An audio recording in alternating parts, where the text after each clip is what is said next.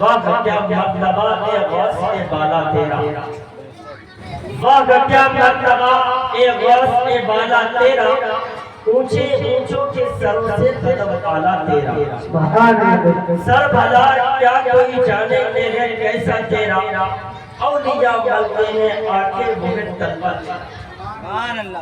اور یہ شعر تو بہت ہی فیمس ہے، قسم دے دے کے کھلاتا گیا پلاتا گیا تجھے، قسم دے دے کے کھلاتا گیا پلاتا گیا تجھے، پیارا اللہ کا تیرا چاہنے والا تیرا۔ ذرا دے محترم ہم اپنا سارا وقت کسی نہ کسی مصروفیت میں صرف کر دیتے ہیں، کسی نہ کسی کام کاج میں صرف کر دیتے ہیں، کسی نہ کسی کھیتی باڑی میں صرف کر دیتے ہیں، بزنس میں صرف کر دیتے ہیں، پڑھائی لکھائی میں صرف کر دیتے ہیں۔ لیکن کیا آپ لوگوں کو معلوم ہے کہ ہمارا سب سے قیمتی وقت کون سا ہے؟ کیا آپ لوگوں کو پتا ہے سب سے قیمتی وقت کون سا ہے؟ سب سے قیمتی وقت وہی ہے ہم لوگوں کا جو اللہ اور اس کے رسول اور اس کے ولیوں کے ذکر میں گزرتا ہے۔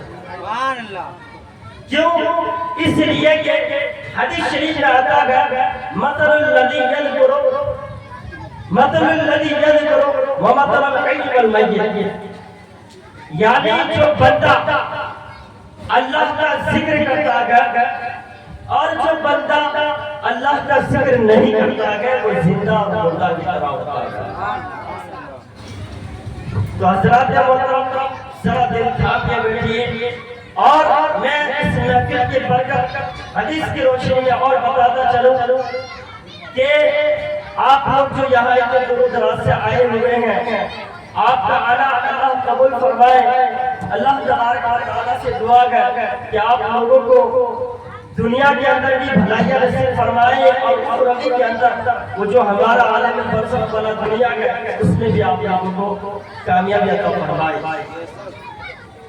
اس محفل کی برکت یہ گئے اور یہ تو محفل کوئی ایسا محفل ہے نہیں، یہ غوث پاک کی محفل ہے۔ اے بچوں خاموش رہو، ٹھیک ہے، چپ چاپ رہو۔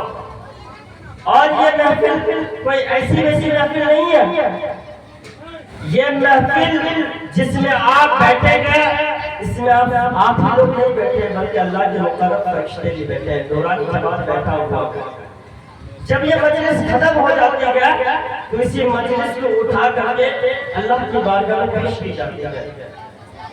تو اللہ تبارک و تعالیٰ ان لوگوں سے ان فرشتوں سے پوچھتا ہے کہ یہ کہاں سے اٹھا کے لے آئے ہیں اس مجلس کو؟ تو وہ فرشتے کہتے ہیں کہ فلاں مدرسے میں، فلاں گاؤں میں، فلاں بستی میں، فلاں قریہ میں اور بیت الرسول کے اندر آپ یہ بیت الرسول کے اندر کچھ لوگ اکٹھے ہو کر کے، کچھ لوگ جمع ہو کر کے ایک پاک پروردگار عالم تیرے محبوب کا ذکر کر رہا تھا، تیرے نبیوں کا ذکر کر رہا تھا، تیرے ولیوں کا ذکر کر رہا تھا۔ یہ محفل اسی حساب سے سجایا گیا تھا۔ رب ذوالجلال ان فرشتوں سے کہتا ہے کہ جگہ میرا ذکر ہو، وہاں پر بیٹھنے والے کی مغفرت تو اس محفل میں بیٹھنے والا بندہ بہت خوش نصیب ہوتا ہے۔ گناہ کبیرہ تو معاف نہیں ہوتا، گناہ کبیرہ معاف نہیں ہوتا، گناہ صغیرہ دھل جاتا ہے، ٹھیک ہے۔ گناہ کبیرہ کی تفصیل الگ ہے، اس پر جانے میں بہت تفصیل وقت لگے گا، لیکن گناہ صغیرہ چھڑ جاتا ہے۔ گناہ کبیرہ کیا ہوتا ہے؟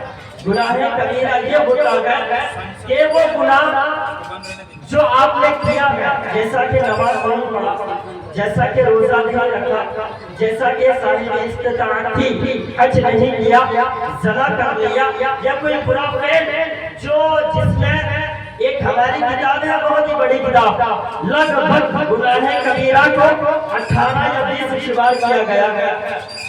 اگر آپ نے یہ گناہ کبیرہ آپ لوگوں سے مرتکب ہو گیا ہے تو اس پر توبہ لازم ہے، بغیر توبہ کے یہ گناہ معاف نہیں ہوتا۔ اگر آپ توبہ کر لیں گے تو گناہ کبیرہ معاف ہو جاتا ہے، سوائے نماز کے، نماز معاف نہیں ہوتی۔ نماز کس وجہ سے معاف نہیں ہوتی ہے؟ نماز اس حساب سے معاف نہیں ہوتی ہے کہ جو آپ نے قضا کی ہے نماز کی وہ آپ کے ذمہ میں رہ جاتی ہے، اس کا قضا کرنا ضروری ہے۔ ہم تو قضا کی تو دور کی بات ہے، اللہ کی بارگاہ میں استغفار پڑھتے ہیں 100 مرتبہ، اللہ ہمارے گناہوں کو معاف کرے، ہمارے گناہوں کو ہمارے اتنے گئے کہ اللہ تبارک و تعالی ہم جو جنت کا ٹھیکے لگے رکھے ہیں کہ شاید یہ معاف ہو سکے۔ اور دعویٰ کرنا تو بہت آسان ہے لیکن اس دعوے پر اترنا بہت مشکل ہوتا ہے۔ جیسا کہ کسی کو کہا جائے نماز پڑھو تو اس نے دعویٰ کیا، دعویٰ تو کر لیا لیکن دعویٰ پر قائم رہنا بہت مشکل ہوتا ہے۔ جیسا کہ مدرسہ چل رہا ہے، ہم دعویٰ کریں گے مدرسہ قائم کر لیں گے، دعویٰ بہت آسان ہے لیکن اس کو قائم و دائم کرنا بہت مشکل ہوتا ہے۔ سب کا کنڈیشن یہی ہے۔ تو میں انشاءاللہ ساری باتیں بتاؤں تو میری موضوع کے اندر آئے گا یہ ساری باتیں۔ اللہ تبارک و تعالی اپنے کلام مبین میں ارشاد فرماتا ہے یرفع اللہ الذین آمنوا اوتوا العلم درجات، یعنی یرفع اللہ تبارک و تعالی بلند فرمائے گا۔ قرآن کہتا ہے پارہ نمبر 28، دھیان سے سنیے گا، پارہ نمبر 28 رکو نمبر 2 اور سورت لگ بھگ 100 کے قریب ہے۔ اللہ تبارک و تعالی صفحے کے آخری سطر میں ارشاد فرماتا ہے یرفع اللہ الذین آمنوا، یرفع اللہ تبارک و تعالی ان مومنوں کے درجات کو بلند فرمائے گا۔ کہہ دیجئے سبحان اللہ۔ قرآن کہتا ہے یرفع اللہ الذین آمنوا، اللہ تبارک و تعالی ان لوگوں کے درجات کو، ان مومنوں کے درجات کو بلند فرمائے گا۔ وہ مومن ہے کون؟ چل کے بولے سبحان اللہ۔ وہ خوش نصیب بندہ ہے کون؟ وہ نیک اور پرہیزگار اور متقی بندہ ہے کون؟ جس کے درجات کو خود اللہ تبارک و تعالی بلند فرمائے گا۔ کوئی انسان نہیں، کوئی بادشاہ نہیں، کوئی وزیر نہیں، کوئی وکیل نہیں۔ کون بلند فرمائے گا؟ رب بلند فرمائے گا۔ کون؟ رب دعویٰ کر رہا ہے اے بندے میں بلند فرماؤں گا۔ وہ بندہ ہے کون؟ اوتوا العلم درجات، وہ بندہ وہ ہے جس نے علم دین حاصل کیا ہے۔ وہ بندہ ہے جس نے علم دین حاصل کیا ہے۔ میں غوث پاک کے موضوع پہ نہیں جانا چاہتا کیونکہ غوث پاک کی لمبی چوڑی تفسیر آپ لوگوں کے سامنے میرے بعد انشاءاللہ ہمارے سرفراز بھائی بتائیں گے۔ اور رب کیا فرماتا ہے اوتوا العلم درجات، ذرا دل کھول کے سنیے۔ رب نے ایک درجہ نہیں فرمایا، کیا فرمایا؟ ایک درجہ نہیں فرمایا، 2 درجہ نہیں فرمایا، 3 درجہ نہیں فرمایا، 4 درجہ نہیں فرمایا، لاکھوں نہیں فرمایا، کروڑوں نہیں فرمایا، اربوں نہیں فرمایا، خربوں نہیں فرمایا، ملین بلین نہیں فرمایا، بلکہ اللہ تبارک و تعالی نے یہ فرمایا اے میرے بندے تو جب تک مدرسے میں علم دین حاصل کرے گا اللہ تبارک و تعالی قیامت تک تیرے قیامت تک تیرے درجوں کو بلند فرمائے گا۔ رب فرماتا ہے۔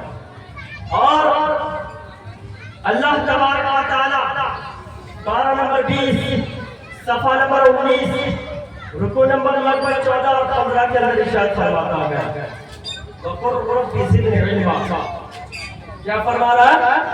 وَقُلْ رَبِّ زِدْنِی عِلْمًا۔